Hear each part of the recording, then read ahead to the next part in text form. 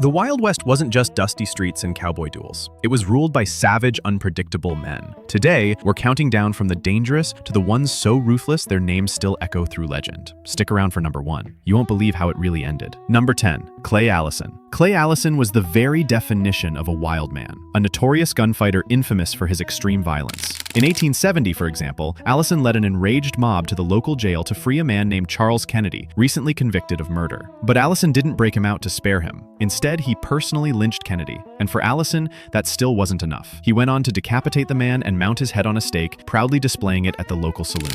Needless to say, this horrified the children who wandered in for a drink. Allison's wild streak didn't stop there. He was known to ride through town completely naked, save for the pistol on his hip. One of the most infamous tales, however, involves a dinner invitation from Chunk Colbert, another feared gunfighter, rumored to have killed 7 men. It was widely known that Colbert wanted Allison dead, and Allison knew it too. Still, he accepted the dinner invite. Mid-meal, Colbert suddenly leapt from his chair, drawing his pistol in an attempt to kill Allison. But his gun struck the edge of the table, stopping him from aiming any higher. In a single, fluid move, Allison pulled his own revolver and shot Colbert square between the eyes. When asked why he'd dine with a man he knew intended to kill him, Allison simply replied, "Because I didn't want to send a man to hell on an empty stomach." We've got some insane stories ahead, so if you're into Wild West history, you might want to hit subscribe so you don't miss the next one. Number 9. Cherokee Bill. Crawford Goldsby, better known as Cherokee Bill, was a feared outlaw, credited with killing anywhere from 8 to 13 men. His life of crime began in 1894 at just 18 years old, when he confronted a man who had beaten up his brother. Once face to face, Bill apparently decided he didn't want to risk taking a beating himself. He shot the man instead.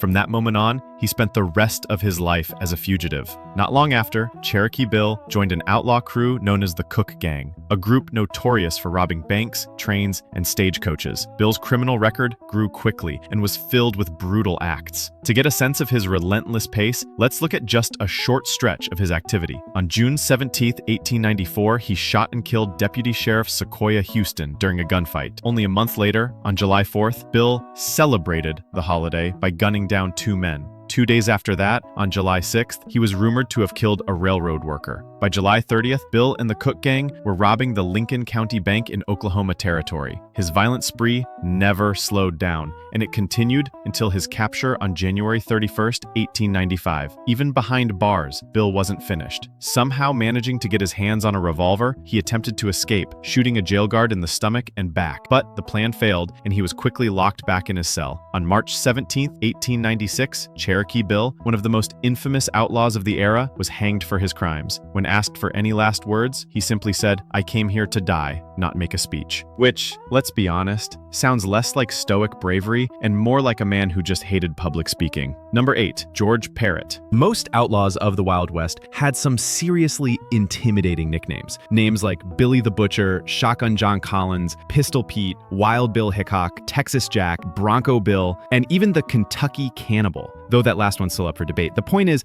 these names were cool, menacing, and memorable. Unfortunately for George Parrott, he drew the short straw in the nickname department. He became known as Big Nose George, or sometimes Big Beak Parrott, easily one of the least flattering monikers in outlaw history. And with a nickname like that, it's not surprising the man carried a chip on his shoulder, channeling his anger into some of the most grotesque crimes imaginable, from robbing trains, stagecoaches, and cattle to outright cold-blooded murder. After years of lawlessness, his downfall began in August of 1878, when Big Nose George and his gang tried to derail a train in Wyoming by removing a stake from the tracks. But their plan was foiled when a railroad worker spotted them. Realizing they'd been identified, the gang fled to Rattlesnake Canyon, unaware they were being tailed by 2 lawmen trained in tracking. Following the faint hoofprints of the gang's horses, the lawmen caught up to them, but were spotted and murdered on the spot. These killings earned George a hefty bounty of $20,000, the equivalent of over $600,000 today. Still, it wasn't until 1880 that he was finally captured. While in jail, George managed to get hold of a pocket knife, sawing through his shackles before smashing the jailer over the head,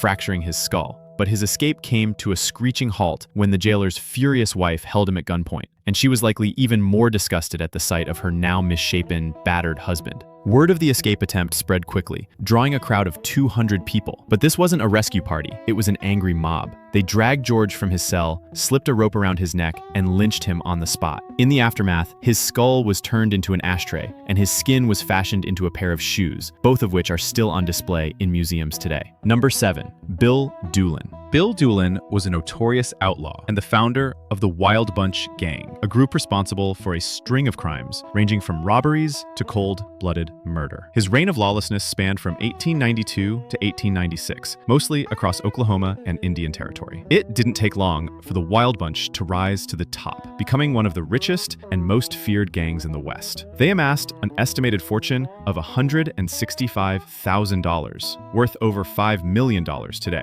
Depending on when you're watching this, that's either enough for a luxurious single-family home or use pickup truck if prices keep going the way they are. Their success at robbing trains and banks was so great that states had little choice but to put large bounties on each member's head. They were wanted dead or alive, and by 1895, most of them had been taken out by lawmen or bounty hunters eager for the reward. Bill himself was captured on January 15th, 1896, and thrown in jail. But just 6 months into his sentence, he managed to get his hands on a revolver, holding a jail guard at gunpoint and forcing him to unlock the door. His escape triggered a massive manhunt, which ended with Doolin cornered inside a farmhouse, surrounded by lawmen. Ordered to surrender peacefully, he instead walked out, guns blazing, only to be dropped instantly by a shotgun blast. Turns out, taking on 20 armed men alone is never a winning strategy. Number 6. Jim Miller. James Brown Miller, better known as Killing Jim or Killer Miller, was an outlaw, a professional hitman, and at one point, even a lawman.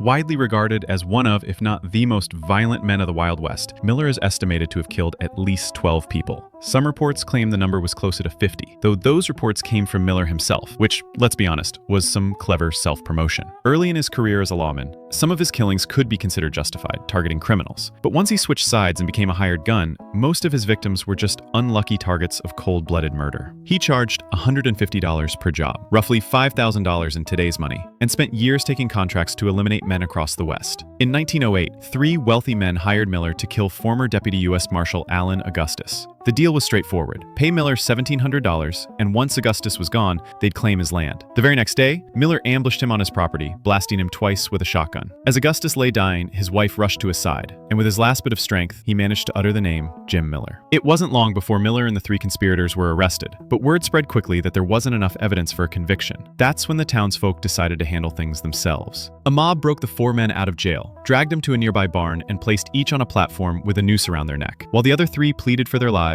Miller stayed calm, showing no fear. Impatient for the inevitable, he shouted, "Let it rip," and stepped off the platform himself. The mob handled the rest, ensuring none of them left that barn alive. Number 5. Sam Bass. Sam Bass was a notorious train robber and a leader of the Sam Bass Gang, a crew that cemented its place in history by pulling off the largest train robbery in America. But before he became an outlaw legend, Bass actually tried living an honest life. He worked a variety of jobs: cattle wrangler, horse racer, and, allegedly, advertising sign spinner. Okay, maybe not that last one. He even worked for the railroads, loading goods onto freight cars. But Bass's downfall came from a gambling habit that left him buried in debts he couldn't pay. That was the turning point. He began robbing stagecoaches, but soon realized trains were far more lucrative. Using his insider knowledge from working with the railroads, Bass successfully carried out 4 straight train robberies just outside Dallas, Texas. But his biggest score came in 1878 when he and his gang hit a Union Pacific train and made off with $60,000 in gold, worth nearly $2 million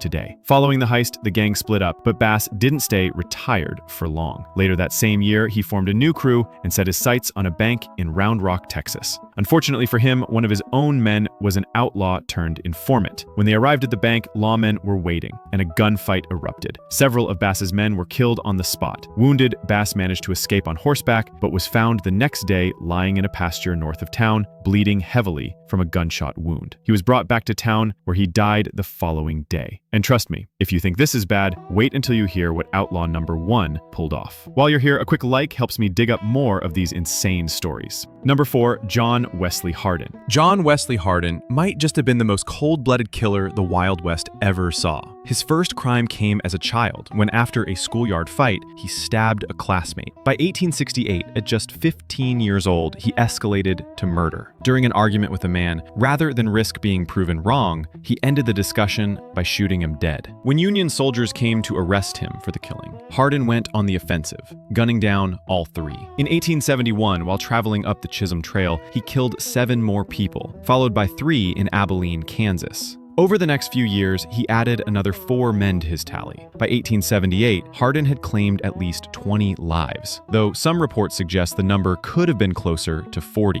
His eventual capture came after he murdered both a former state policeman and a sheriff. Convicted, Hardin spent the next 14 years in a Texas prison before finally being released. In 1895, in El Paso, Texas, his girlfriend was arrested for carrying a pistol. Enraged, Hardin threatened to kill the arresting officer. Just hours later, Hardin was in a local saloon shooting dice when someone walked up behind him and shot him in the back of the head, killing him instantly. The gunman, the very same officer he had threatened earlier that day. Not willing to risk becoming another name on Hardin's kill list, the officer decided to strike first. When the case went to trial, an El Paso jury acquitted him, deciding he had done the town a public service. Number 3. Jesse James. Jesse James is perhaps the most legendary outlaw of the Wild West. His taste for violence started early, at just 16 years old, when he joined a guerrilla group called the Bushwhackers. Despite the name, they weren't a bunch of harmless pranksters. They were a pro-Confederate guerrilla warfare unit during the Civil War, responsible for some of the worst atrocities committed against Union soldiers and their supporters. 2 examples stand out: the Lawrence Massacre of 1863 in Kansas, where 150 unarmed men and boys were slaughtered, and the Centralia Massacre of 1864 in Missouri, where 24 unarmed soldiers were executed. A young Jesse James participated in both. After the war, Jesse, his brother Frank, and several former Confederate guerrillas formed the James Younger Gang, soon to become the most feared outlaw crew in American history. They started with banks, then moved on to trains and stagecoaches. What made them so feared was simple: they never hesitated to kill. The bank guard, the teller, the random man walking in during a robbery, no one was safe. They even became the stuff of local folklore, treated like folk heroes for their ties to the Confederate cause. Newspapers sensationalized their exploits, and in some towns, people would gather just to watch their robberies unfold. From 1869 to 1879, the James Younger Gang robbed over 20 banks and countless trains. But after a decade of violence, the gang began to fall apart as more members were killed in shootouts. By 1879, only Jesse and Frank remained, and the bounty on Jesse's head had grown enormous. Trusting only the Ford brothers, former gang members, Jesse invited them to live with him. They agreed, but on the morning of April 3rd, 1882, while Jesse was hanging a picture on the wall, one of the brothers shot him in the back of the head. The Fords claimed the reward money soon after and were later pardoned for the killing. Number 2, Billy the Kid.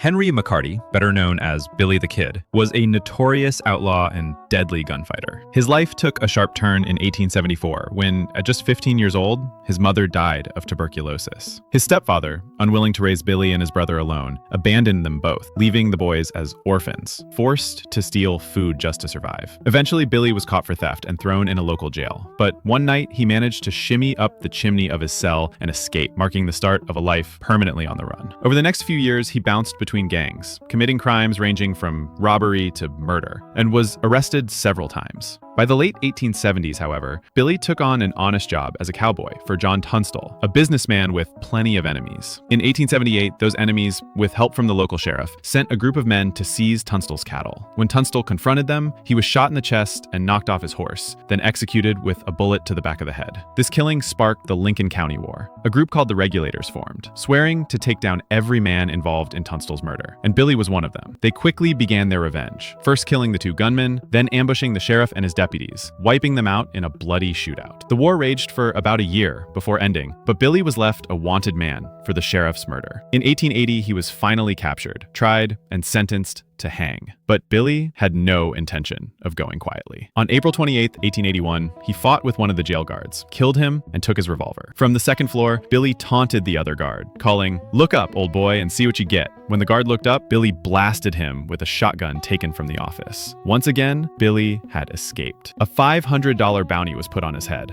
dead or alive. And lawmen and bounty hunters began the chase. His luck ran out on July 14th, 1881, when Sheriff Pat Garrett shot him in the chest, ending his life at just 21 years old. It's believed Billy killed around 21 men during his short, violent life, one for each year he lived. Number 1, Butch Cassidy and the Sundance Kid. Robert Leroy Parker and Harry Longabaugh are two of the most legendary names in Wild West history, though most people know them better as Butch Cassidy and the Sundance Kid. They share the top spot because they became partners, but before we get into their rise to outlaw fame, let's start with Butch Cassidy's beginnings. Butch would go on to lead and found the Wild Bunch Gang, a name inspired by Bill Doolin's gang, which we covered back at number 7. Butch started small, committing crimes like cattle theft and petty offenses, but his real claim to outlaw brilliance came on June 24, 1889, when he and 3 others robbed the San Miguel Valley Bank in Colorado, escaping with roughly $24,000, about $800,000 today. The success of that job came down to Butch's incredible attention to detail. He spent weeks scouting the area, memorizing every escape route, and even had custom leather bags made to handle the weight of the loot. He also set up a relay system of fresh horses positioned along the escape route, ensuring that any pursuers would be left far behind. Butch left nothing to chance, and that meticulous planning allowed him and the Wild Bunch to pull off bank and train robberies for over a decade. Surprisingly, neither Butch nor the Sundance Kid ever killed anyone during these heists, but eventually, growing pressure from law enforcement forced the duo to flee the country. They ended up in Bolivia, where they got into a shootout with Bolivian soldiers, a battle in which both were reportedly killed. The two were supposedly buried together in a local cemetery. But in the 1990s, DNA tests on their remains revealed no match to living relatives. That sparked rumors that the men may have survived the shootout, quietly returning to the United States and living out their days in comfort under new identities. They may not have been the most dangerous killers in the West, but when it came to banks, trains, and the government's most wanted list, there was never a deadlier gang than the Wild Bunch. If you enjoyed this countdown, you'll love the video I've got right here. The myths of the Wild West Hollywood got completely wrong. Click that, and I'll see you there.